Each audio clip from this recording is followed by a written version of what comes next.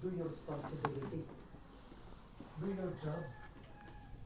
Because that will be graded. Gaduhan mo, ana, uy, hindi kayo ba, tabi-tabi o naman ay pasalidahon mo. Study very well. You conduct your own research. You refine, you look some other resources that can make your topic clear.